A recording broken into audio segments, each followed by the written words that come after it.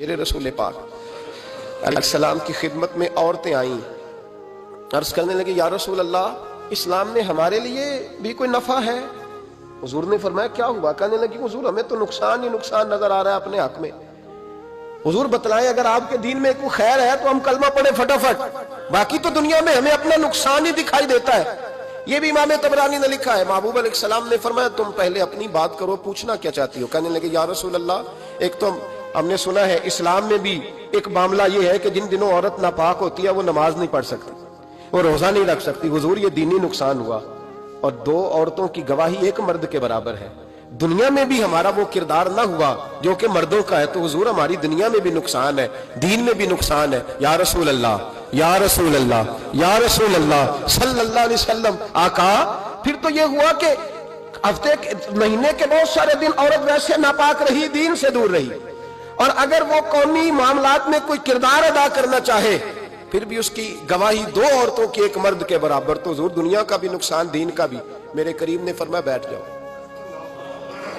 بیٹھ جاؤ۔ عورتیں بیٹھ گئیں تو محبوب فرمانے لگے تمہیں پتہ ہے جب کسی کے گھر میں بیٹی پیدا ہوتی ہے حضور کیا ہوتا ہے؟ فرمایا میرا مالک دو فرشتے بھیجتا ہے، فرمایا وہ آ کے گھر والوں کو سلام کہتے ہیں، جنوں اور انسانوں کے علاوہ ساری دنیا ان کے سلام کو سنتی ہے۔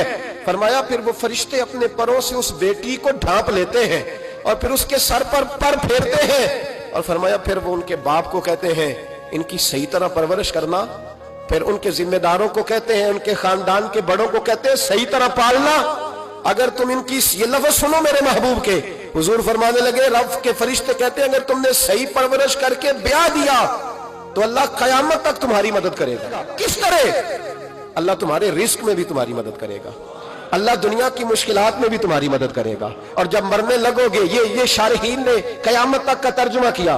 شارحین فرمانے لگے گویا حضور فرما رہے جب تم مرنے لگو گے بیٹی کی پرورش کرنے والوں تو رب کریم تمہیں کلمہ یاد کرا کے تمہاری مدد کرے گا، اور نکیرین کے سوالات قبر میں آسان کر کے تمہاری مدد کرے گا، اور قبر میں جنت کی کھڑکی کھول کے تمہاری مدد کرے گا، میزان عمل پر تمہارے عملوں کا وزن زیادہ کرا کے اللہ تمہاری مدد کرے گا، پل صراط پہ تمہیں آسانی سے گزار کے تمہاری مدد کرے گا، میزان عمل پر اپنے محبوب کے ید اللہ والے ہاتھوں سے تمہیں جام پلا کے اللہ تمہاری مدد کرے گا، اور فرمایا تمہیں دوزخ سے بچا کے جنت میں ڈال کے رب تمہاری مدد فرمائے گا۔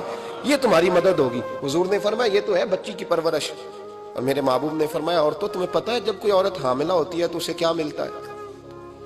بیویاں تو پہلی بات سن کے رونے لگی، ان کے آنچل آنسوؤں سے بھیگ گئے۔ محبوب فرمانے لگے جب کوئی عورت حاملہ ہوتی ہے تو رب اسے اسی طرح کا اجر دیتا ہے جس طرح اس مجاہد کو اجر ملتا ہے جو جہاد فی سبیل اللہ میں جاتا ہے، اتنا اجر اللہ حاملہ عورت کو دیتا ہے۔ اور محبوب کریم علیہ السلام فرمانے لگے جب وہ بچے کی پیدائش ہوتی ہے، جب بچہ جنتی ہے تو رب اسے اتنا اجر عطا کرتا ہے جتنا رب کریم ایک شہید کو اجر عطا فرماتا ہے، ایک شہید کے برابر مالک اسے اجر دے۔ اور شہید کا اجر تو آپ کو پتہ ہی ہے کتنا ہے، اس کا پہلا قطرہ زمین پہ گرتا ہے تو گناہ اللہ سارے معاف فرما دیتا ہے۔ فرمایا اللہ عورتوں کو یہ اجر دیتا ہے۔ میرے محبوب فرمانے لگے شرط صرف اتنی ہے کہ اپنے خاوند کی فرما بردار رہنا، اور فرمایا اس کے بعد جب وہ بچہ پالتی ہے رات کو اٹھ کے اسے دودھ دیتی ہے، اور اگر بول و براز کرے تو رات کو اٹھ کر اس کی صفائی کرتی ہے۔ فرمایا جو بی بی اپنے بچوں کی خاطر رات بیدار رہے گی رب کریم اسے اتنا ہی اجر دے گا جتنا رات کو اٹھ کے نفل پڑھنے والے کو اجر عطا فرماتا ہے۔